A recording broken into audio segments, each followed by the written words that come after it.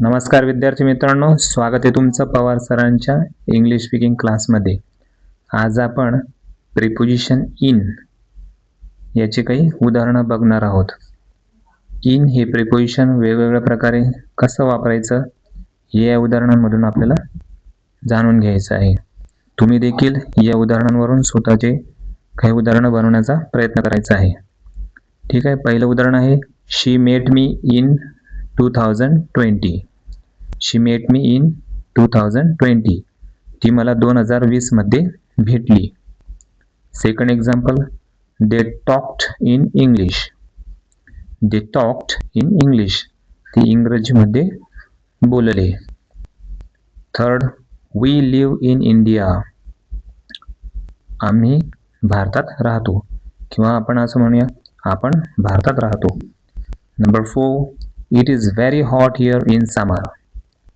उन्हाळ्यात येथे फारच उष्ण असते। Number 5, put the clothes in the sun. कपडे उन्हात वाळत घाल। Put the clothes in the सन।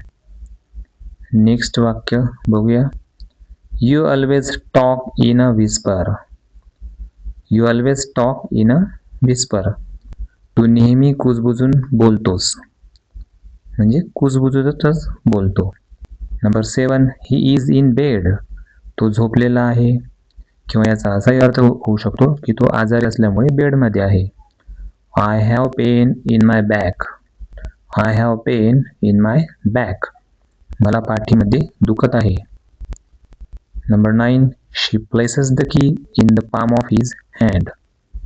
ती चावी त्याच्या तळहातावर ठेवते। पुढचं वाक्य आहे, The bus accident resulted in the deaths of 15 persons. बस अपघातामुळे 15 लोकांचा मृत्यू झाला। अशा प्रकारे इथे इनचा वापर केलेला आहे। Number 11, cheques should be written in ink. Cheques should be written in ink. Cheques शाईत लिहिले पाहिजे, म्हणजे पेन्सिलीने नाही लिहिले जात कधी। Number 12, I got stuck in a traffic jam। इथे आपण I was stuck in a traffic jam असं पण म्हणू शकतो। मी रहदारीमध्ये अडकलो होतो।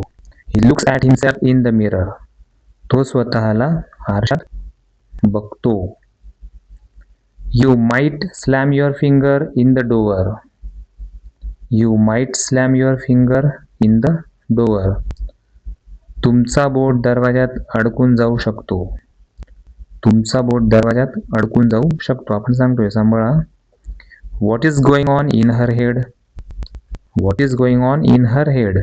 तिच्या डोक्यात काय चाललंय, म्हणजे ती कसला विचार करत आहे। मित्रांनो, तुम्हाला जर हा व्हिडिओ आवडला असेल तर लाईक करा, शेअर करा, सबस्क्राईब करा। स्वतः मात्र भरपूर सराव करायला अजिबात विसरू नका।